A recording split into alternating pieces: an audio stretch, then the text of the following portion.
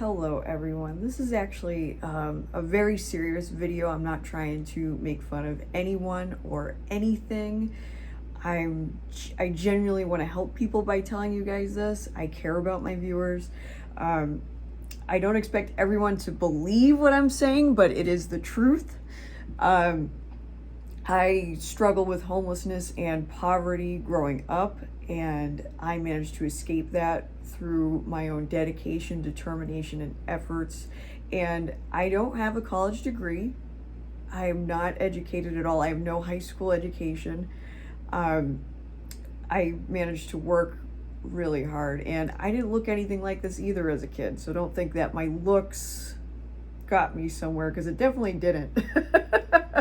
So I'm going to start out by explaining this in some simple terms before I get into my backstory. So you're somebody who's probably not making six figures but wanting to get ahead.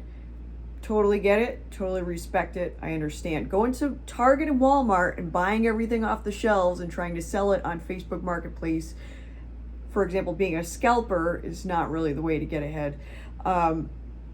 However, you can buy some things to get ahead, and you should absolutely buy them at retail or on sale and not a penny more. So I'll give you an example. I bought these for $20 or less, and that was several years after they were released. I don't know what they went for originally, $10, $12, something like that. And I said, I don't want to spend a ton of money on these, but I'm going to buy a handful of them. They've been out on the market long enough. If people wanted them, they would have bought them. Well, shortly after I bought them, they skyrocketed to $100 a box, pretty much. And I'm sure they're just going to keep going up because this is a sealed vintage product. Okay, so what you guys can do to get ahead is find some products that have been out for a little bit, aren't above retail. Now, this was more realistic a year ago, and hold on to them and flip them. Buy 5 things. Now, my story is different, and it doesn't involve Pokemon cards escaping poverty. It doesn't involve that at all. It's actually a similar, scenario though. So I, at 18 years old, making, I don't know what minimum wage was, $6 or $7 an hour, something like that. And of course, paychecks sub $100, being, not very useful, weak and feeble, and just not a very productive person. They didn't want to give me a lot of hours at KFC or Dunkin' Donuts or Kmart. Understandable. I'm weak and feeble and semi-useless.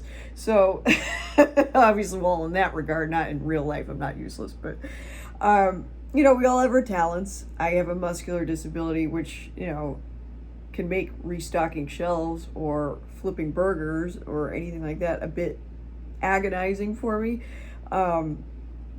So that aside, I wanted to get ahead. I didn't want to go paycheck to paycheck and just live off of a couple $100 a month. That's ridiculous, right? So I saved up $500 and I bought I want to say a 93 Subaru, and I flipped that for $1,500. I cleaned it, I bondoed it and sanded it and fixed it up a little bit. And, it took me a few weeks to do that, but I made $1,500. I made $1,000 from that $500. So $1,500 was back in my pocket. And that's when it starts to be, clicking in my head, realizing, oh, this is something here that I could do continually to make money. So within a few months, I turned that initial $500 into $10,000, just flipping cars. And, back then it was a different time. It was easier to flip cars. Cars were cheaper and more readily available on Craigslist. Craigslist isn't a thing anymore, as far as I know. Do people still use it? Let me know in the comments. I don't think they do. I don't even bother with eBay anymore, so that should tell you something. But I moved on from cars when the market rapidly changed to doing almost retail at the auction place. So what do I buy next? I buy pants. Yeah, pants. That sounds kind of crazy, right? Well, paying attention to the market, these ones retail at $58, got them for $19, but I could sell them on eBay for, let's say, $80 because they're a desirable, version of the pants, hypothetically. I'm not saying these ones in particular. I just like those, so I bought, extras of those. But there's some pants you could get for $9, $19 and sell them for $120, So you could make $1,000 a week just flipping clothes from the Lululemon outlet. So that's a good, little side project. Go take one day, drive up to the outlet, which was, a good drive. It was in Maine, and living in New England, that's a trip. Living in Massachusetts at the time. So drive up there, spend the day, hope to make $1,000, get home, take pictures of it all, list it all on eBay with proper, listing strategies there. And I would, hope to make $1,000 on that product that week, and then do it again the next week on my day off. So, I could have just done that for a living. In reality, I just wanted to make more. So when Lululemon became, more stagnant and the values kind of leveled off, I moved on to, living in the Boston area, moved on to high-end handbags. Yes, this would be a bag that would retail at $2,000. I paid, I think, $400 or $700 for this. I don't really have the tag still, and I kept this one because I just like the odd, wintry color. I thought this one was quite nice. And I did, of course, keep some of my handbags that I did buy to sell. And I would buy those, let's say hypothetical 500, and I sell for 1,500. So here I am buying less volume and making the same kind of markup I would when I would sell a car. So when I bought a car, I would try to make a minimum of $1,000 on it. If I wasn't projected to make $1,000 on it or more, I wouldn't buy it, because there's plenty of factors that could go wrong. You could wind up having to do certain repairs, or you could sit on it. And for me, if I didn't sell it within 48 hours, I had it priced too high. I had to drop the price. So I really had a good strategy when it came to that. Like I said, the market just changed. I could have done, that forever. I enjoyed selling cars. I enjoy cars. Of course, these were disposable cars. I would call them, cars for somebody with, a DUI, or their kid's first car, or they want a winter beater. So, they weren't high-end cars, but I've always enjoyed high-end cars. So that was just one thing that I did to escape the low-wage jobs and get ahead and be able to, build a life for myself. Not to say I still didn't live out of a car there for a while, because, the cost of living is so damn high. And if you exist in America, you know that the cost of living is too damn high. It is so high. So now, I'm in a position where I don't need to sell things to make a living. I don't sell my Pokemon cards. I can count on one hand the time that I've sold things from my collection. I just enjoy Pokemon cards. I'm in a position now where I make enough money where I could just have some disposable income and enjoy the things I have. And I know I sound like an out-of-touch boomer, but I do hope that there's somebody out there that listens to what I'm saying and thinks about it and says, you know what, I might try something like that. So think about the market you want to take on. Let's say it's used video games or something. Study the market, get a handle on what you're going to dive into, and even better, do something you enjoy. If you like clothes, sell clothes. If you like handbags, sell handbags. If you like Pokemon cards, sell Pokemon cards. There's nothing to say that you can't work your way up to owning your own store, making your own hours, and being your own boss. And this isn't, an MLM Ponzi scheme. It's you just buying things that people actually want, unlike an MLM, and selling them to people who know exactly what they're buying, and they don't have an upline or anything like that. It sounds like I'm going that way, but I'm not. So I really hope that somebody listens to what I'm saying, because it could help you. It could be your way out. You could be making $36,000 a year and just be like, oh God, I just can't get ahead. I just want to get ahead. This is just not enough in my paycheck. Or I want to be able to buy a new car. You could flip things to buying a new car. This is infinite. You can have people work for you. I know I sound like an out-of-touch boomer. It's not that easy. It's not that easy to get $500, but you could start with $20. You can start with $19. Sell these for $80 or whatever. It's just, I'm not saying these in particular, but I like I said, I don't sell things anymore. I make decent enough money to not have to sell things to get ahead. I could just buy things I enjoy. Could I still make money doing that? Yeah, I could. But, I don't need to anymore. I've achieved what I need to. And yeah, I make decent money, but I also have 5 figures, upwards of $10,000, more than $10,000 a month in bills. So while it seems like I'm making good money, I have substantial bills. And yeah, I have some money left over to buy things I like, for sure. Could I flip them? Yeah.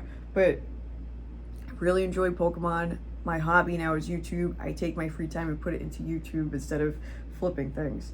So think about what I said. I'm not trying to belittle anybody. So when it comes to Metazoo, let's jump right into that. So you have this booster box. It went from, let's say you paid $100 retail. You want to sell it at $1,000 or $500 or whatever it's at right now. I don't know what it is. I don't even know what day it is right now. It's like August 16th or something. 17th maybe. I don't know. Anyways, you bought this booster box at $100 and you bought it strictly to invest in. I recommend you sell it to $500 or $1,000 because I can't explain why it has this value. It shouldn't. It's just a fear of missing out type of value, I feel. And if you bought it because you like it, no problem. Like it, enjoy it, open it. It's okay to like something that I'm not crazy about. It's okay. You can like it and you can open it. But if you bought it just to invest in, hear me out. You're going to make 5 times return on your money if you sell it right now, if you bought it at retail. Yeah, you can hold out for $10,000 possibly in 3 years, or it could be worth, $100 again, $200, $300. We can't predict those things. You should take the sure bet. You should take the sure financial bet. If you bought something at 100, you could sell it for 500. That's a great return on your money. I hope you have multiple so you can make, a few thousand.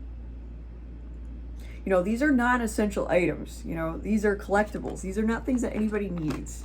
If you're going to sell it at a markup, okay. I hate the secondhand market. I don't like paying over retail for things. That kind of thing makes me sick. But there's people that pay it. I'm not the only person in the world. My opinion isn't the only one. People pay those prices. People think that, this is going to go up in value, or, I really want to get it now before it goes up because I want to open it. So they're going to buy it at that $1,000 or $500 or whatever it is. So, with that said, sell. Take the sure thing. Unless you genuinely don't care about your money and you didn't buy it to invest in. If you bought it to invest in, just flip it. Just take the $500 profit or whatever it is and just go. Find something else to flip. Find something it's like the stock market. You can invest in this stock that nobody's heard of, like Metazoo, that's high risk, but you could get a good rate of return. I'd say flip a coin. I'd say it's 50-50. You have Mike Waddell, which is just a hothead and unhinged, but you have a product that people genuinely like. It's flip a coin 50-50 whether or not you're going to wind up doing good on that in the long term. That's truly what I believe. I wouldn't invest in it. I wouldn't put my money in it. I would invest in these. I would invest in other Pokemon products. Right now, I think Wizards of the Coast packs are low in value. I think those will always, always, always go up. Even if they go down at some point, they're going to go up.